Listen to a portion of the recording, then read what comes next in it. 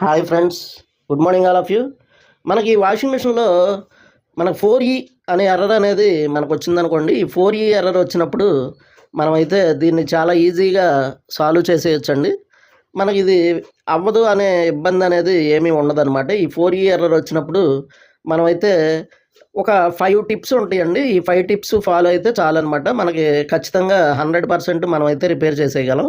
ఈ 5 టిప్స్లో first 4E అనే error వచ్చినప్పుడు మనకైతే వాటర్ ఇన్లెట్ అనేది ఇష్యూ అని చూపిస్తుందండి. మనకి ఈ వాటర్ ఇన్లెట్ ఇష్యూ వచ్చినప్పుడు ఏం చేయాలంటే మనం ముందుగా ట్యాప్ నుంచి మనం వాటర్ అనేది ఇన్లెట్ వాల్వ్ దగ్గరికి వస్తుందా రావట్లేదా అనేది చూసుకోవాలి.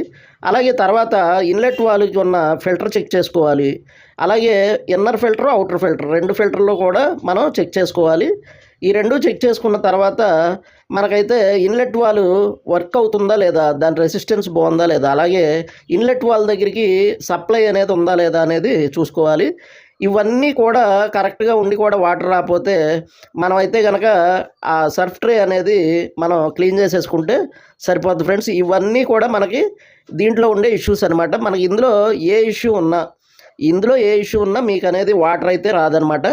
వీటిలో మనం ఎక్కువగా మనకు వచ్చే ఇష్యూస్ ఏంటంటే ఈ బ్యాక్ సైడ్ ఫిల్టర్ అనేది బ్లాక్ అయిపోవడం. అంటే ఇన్నరు అవుటర్ 2 ఫిల్టర్స్ ఉంటాయి. వాటిలో అవుటర్ బ్లాక్ అయినా ఇన్నర్ బ్లాక్ అయినా మనకి ఇష్యూ వస్తుంది. తర్వాత ఇన్లెట్ వాల్స్ అనేవి పోవడం ఉంటుంది. ఆ ఇన్లెట్ వాల్స్ పోయినప్పుడు మనమైతే కనుక దాని రెసిస్టెన్స్ చెక్ చేస్తాం. అలాగే దాని వోల్టేజ్ కూడా చూస్తాము. చూసి మనమైతే దాన్ని రీప్లేస్ చేయడం జరుగుద్ది. కొన్ని సందర్భాల్లో ఏమవుతుందంటే మనకి ఆ దాంట్లో లోపల మనకి ఆ సర్ఫ్ ట్రేలో కూడా లోపల షవర్ బ్లాక్ అవుతూ ఉంటుంది అనమాట. ఆ బ్లాక్ అయినప్పుడు మనమైతే దాన్ని క్లీన్ చేసేస్తే మనకి వాటర్ అనేది వచ్చేస్తుంది. వచ్చినప్పుడు మనకి ఆ 4E ఎర్రర్ అనేది పోతుంది ఫ్రెండ్స్. Thank you friends.